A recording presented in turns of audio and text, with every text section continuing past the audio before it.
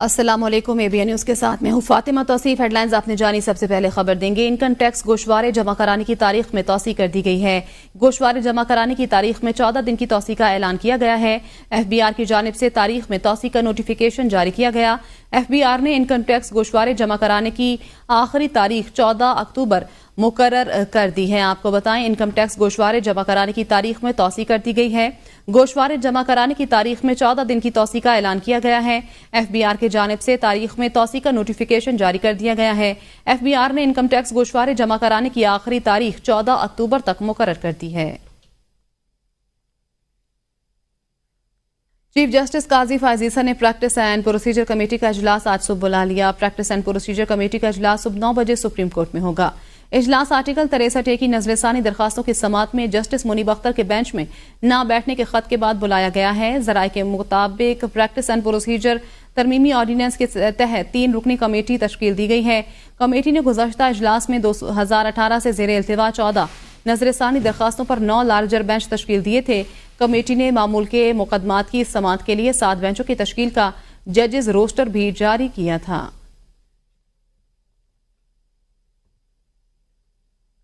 Supreme court کے senior جج justice منیب اختر کا ایک اور خط۔ اپنے خط میں جسٹس منیب اختر نے آرٹیکل 63A کی تشریح سے متعلق نظر ثانی کیس کی سماعت کے حکم نامے کو غیر قانونی قرار دے دیا۔ کہتے ہیں جسٹس منیب اختر نے لکھا کہ بینچ میں بیٹھنے والے 4 ججز قابل احترام ہیں، مگر آج کی سماعت قانون اور رولز کے مطابق نہیں۔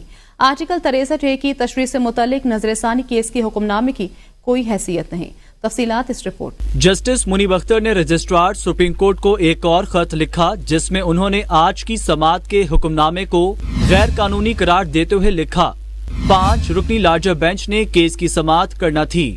4 رکنی بینچ عدالت میں بیٹھ کر آرٹیکل 63A سے متعلق نظر ثانی کیس نہیں سن سکتا۔ جسٹس منیب اختر نے لکھا کہ آج کی سماعت کا حکم نامہ مجھے بھیجا گیا جس میں میرا نام لکھا ہوا ہے مگر آگے دستخط نہیں ہیں۔ لکھا بینچ میں بیٹھنے والے 4 ججز قابل احترام ہیں مگر آج کی سماعت قانون اور رولز کے مطابق نہیں۔ اپنا موقف پہلے خط میں تفصیل سے بیان کر چکا ہوں۔ جسٹس منیب اختر نے مزید لکھا کہ آج کی سماعت کے حکم نامے پر احتجاج ریکارڈ کرانا چاہتا ہوں۔ جسٹس منیب اختر نے کہا کہ آج کی سماعت کا حکم نامہ جوڈیشل آرڈر نہیں ہے۔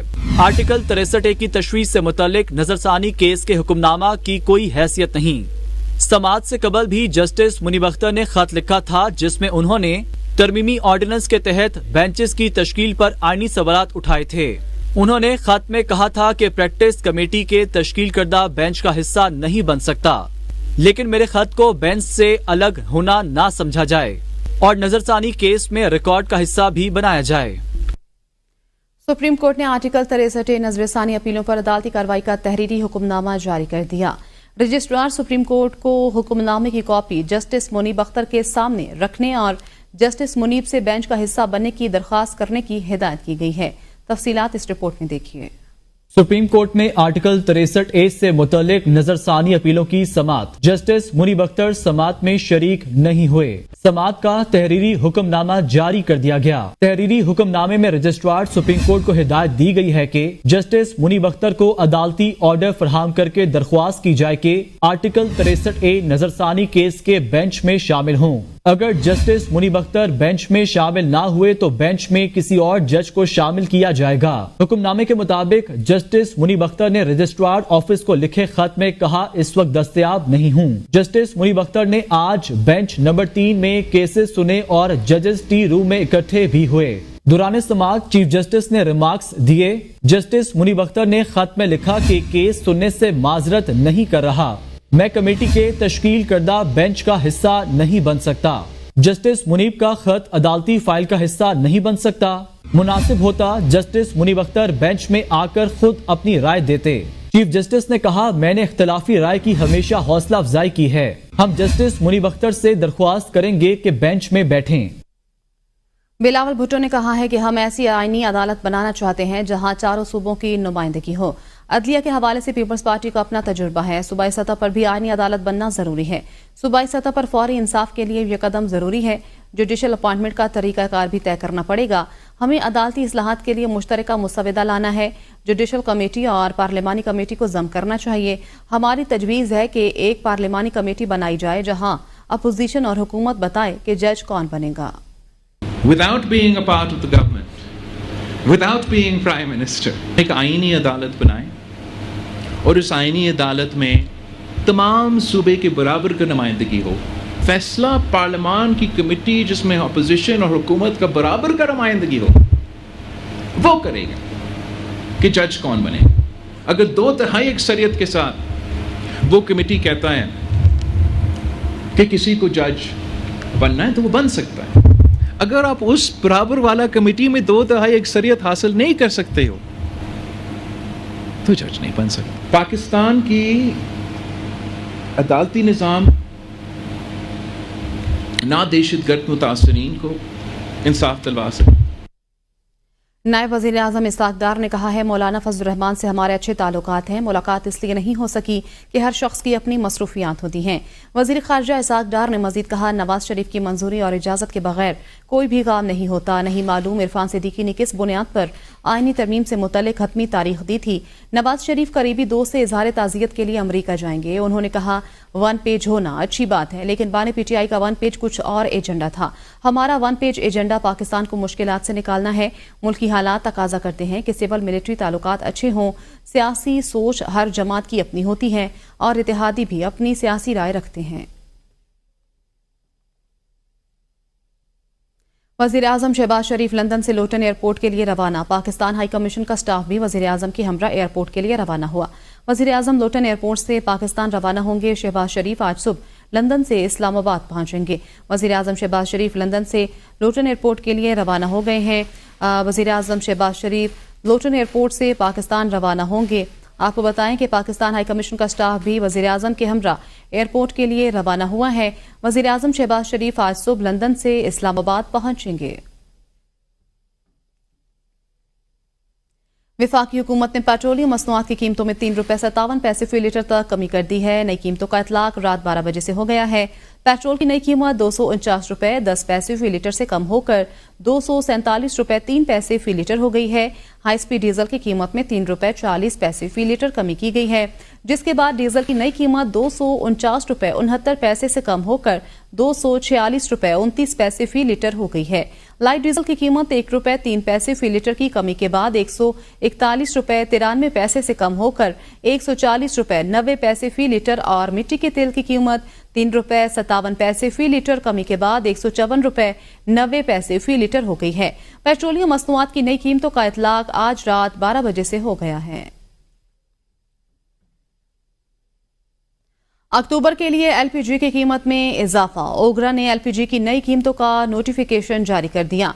LPG के सिलेंडर की कीमत में 86 रुपये 28 पैसे इजाफा किया गया है। अक्टूबर के लिए 11.8 किलो के घरेलू सिलेंडर की कीमत 2,965 रुपये 38 पैसे मुकर्रर कर दी गई। नेशनल अकाउंट्स कमेटी का वफाकी सेक्रेटरी मनसूबाबंदी की ज़ेर सदारत इजलास हुआ। कमेटी ने नजरसानी शुदा माशी आदादोशुमार की मंजूरी दे दी है। नेशनल अकाउंट्स कमेटी के इजलास में माली साल 2023-24 और 2022-23 की नजरसानी शुदा माशी आदादोशुमार का जायजा लिया गया। एलामिया के मुताबिक गुज़श्ता माली साल माशी शरह नमो 2.38% से बढ़कर 2.52% तक पहुंच गई। माली साल 2023-24 की आखिरी तिमाही में GDP ग्रोथ 3.07% रिकॉर्ड की गई है। गुज़श्ता माली साल बड़ी फसलों समेत ज़रई शोबे की कारकर्दगी में नुमाया बेहतरी आई है। 2023-24 में खिदमात के शोबे की तरक्की 1.21 से बढ़कर 2.15% हो गई है। अलबत्ता सनती शोबे की कारकर्दगी 1.21% के बजाय मनफी 1.15% रिकॉर्ड की गई है। 2022-23 की माशी शरह नमो मनफी 0.21% के बजाय मनफी 0.22% रही। कराची कारसाज हादसा केस की मुलजिमा नताशा की जमानत पर रिहाई का परवाना जारी कर दिया गया। अदालत ने 10 लाख के मचलके के एवज मुलजिमा नताशा को जेल से रिहा करने का हुक्म दे दिया। सिंध हाई कोर्ट ने मुलजिमा नताशा की दरखास्त जमानत मंजूर की थी। सिंध हाई कोर्ट के तहरीरी हुक्मनामे के मुताबिक मुकदमे में जो दफात लगाई गई हैं वो शराब नोशी के जुमरे में आती हैं, जिसके ज्यादा से ज्यादा सजा 3 साल होती है। میڈیکل رپورٹ میں آئس کی تصدیق ہونے پر شراب نوشی کی دفعات لگائی گئی ہیں، جس کا فیصلہ ٹرائل کورٹ نے کرنا ہے۔ جس مقدمے میں زیادہ سے زیادہ سزا 3 سال ہو سکتی ہے، تو اس کیس میں عام طور پر ملزم ضمانت کا مستحق ہوتا ہے۔ اس کیس میں ضمانت کس طرح سے رد کی جا سکتی ہے، جبکہ اس کے مین کیس میں فریق صلح کر چکے ہوں۔ کراچی سے سید علی حسن کی یہ رپورٹ دیکھیے۔ سندھ ہائی کورٹ میں کارساز حادثہ کیس کی ملزمہ نتاشا کی منشیات کے مقدمے میں درخواست ضمانت کی سماعت ہوئی۔ ملزمہ کے وکیل فاروق ایچ نائک ایڈوکیٹ نے موقف اختیار کیا کہ ہماری ایک FIR میں درخواست ضمانت منظور کی جا چکی ہے۔ اس کیس کی مین FIR میں فریقین کے درمیان صلح ہو گئی ہے۔ سماعت کے دوران سرکاری وکیل کی جانب سے موقف اختیار کیا گیا کہ جب نتاشا گاڑی چلا رہی تھی وہ اس وقت نشے کی حالت میں تھی۔ ملزمہ کے وکیل کا کہنا تھا کہ میڈیکل رپورٹ میں بھی ابہام ہے کیونکہ بلڈ میں میتھامفیٹامائن موجود نہیں، لیکن یورین میں موجود تھا۔ سرکاری وکیل نے کہا کہ اس کی مقدار کے حوالے سے میڈیکل رپورٹ میں مینشن نہیں کیا گیا ہے۔ ملزمہ نتاشا کے وکیل فاروق ایچ نائک نے کہا کہ نتاشا کا سائیکیاٹرسٹ سے برسوں سے علاج بھی جاری ہے۔ اس وقت انہوں نے اس کا میڈیکل ایگزامینیشن کرایا، جس سے کہ بلڈ کا کیا اور یورین کا ٹیسٹ کیا گیا۔ جب یہ کیمیکل ایگزامینر کو رپورٹ بھیجی تو انہوں نے کہا بلڈ نیگیٹو ہے، کوئی نارکوٹکس نہیں ہے، مگر انہوں نے کہا کہ یورین کے اندر آئس پائی ہے۔ دوران سماعت جسٹس کے آغا نے ریمارکس میں کہا کہ یہ بھی ایک بڑی بات ہے کہ اس کیس کے متاثرین کی جانب سے ملزمہ کے ساتھ صلح کر لی گئی ہے۔ ملزمہ 3 بچوں کی والدہ ہے اور پچھلے 1.5 ماہ سے جیل میں ہے۔ عدالت نے ملزمہ نتاشا کی درخواست ضمانت منظور کر لی۔ عدالت نے ملزمہ کو 10 لاکھ روپے کے مچلکے جمع کروانے کا حکم دے دیا۔ پولیس کے مطابق منشیات کے استعمال کے بعد گاڑی ڈرائیو کرنے کے خلاف مقدمہ درج کیا گیا تھا۔ ملزمہ کی مین کیس میں پہلے ہی ضمانت دی جا چکی ہے۔ کارساز حادثہ کیس اور منشیات کے مقدمے میں ضمانت منظور ہونے پر ملزمہ نتاشا کی جیل سے رہائی کی راہ ہموار ہو گئی ہے۔ سید علی حسن، ABN نیوز، کراچی۔ لاڑکانہ میں 2 ٹرکوں میں تصادم ہوا، دونوں ڈرائیور جاں بحق ہو گئے۔ ریسکیو اہلکاروں کا کہنا ہے کہ حادثہ انڈس ہائی وے رتو کوٹ کے قریب پیش آیا۔ دونوں ڈرائیورز کی لاشیں ٹراما سینٹر منتقل کر دی گئی ہیں۔ جاں بحق ہونے والوں کی شناخت پنجاب کے رہائشی عمر اور سعید کے نام سے ہوئی ہے۔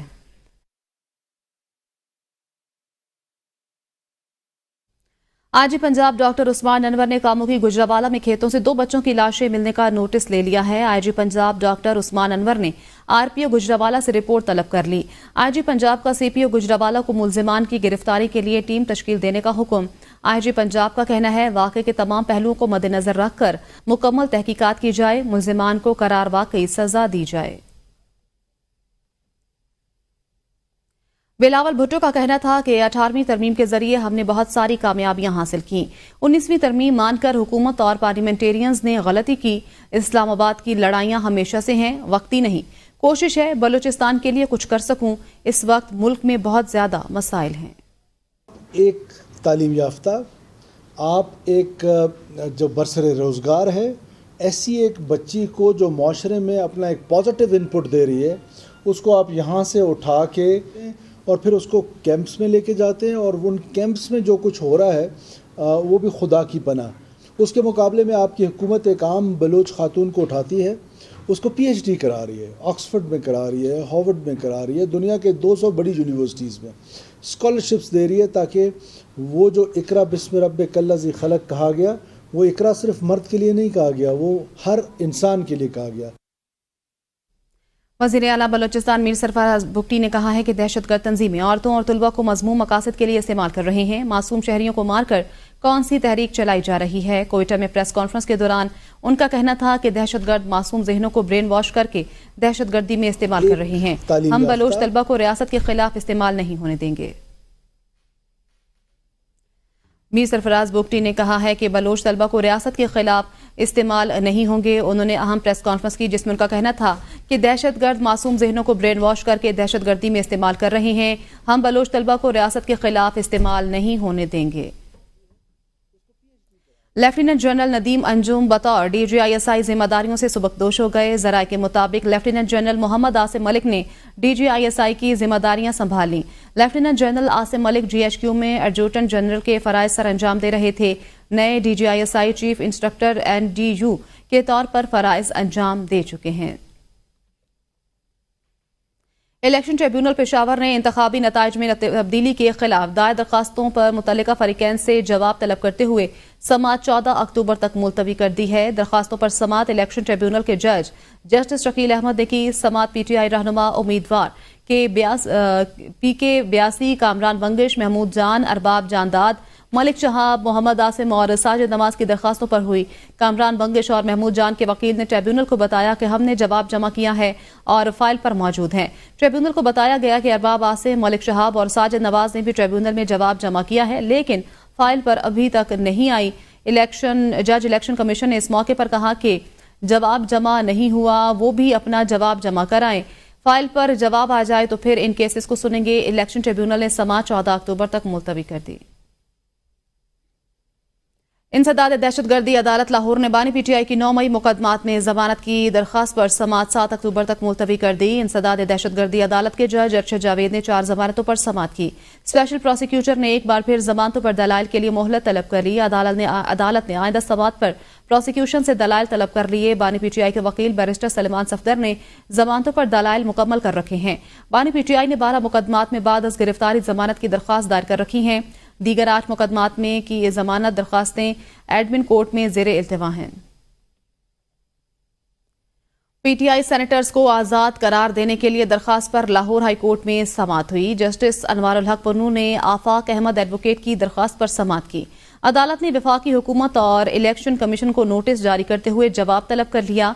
दरखास्त में मौक़िफ़ इख्तियार किया गया है कि पीटीआई इंट्रा पार्टी इलेक्शन न कराने पर इलेक्शन कमीशन ने उनके उम्मीदवारों को आज़ाद डिक्लेयर किया।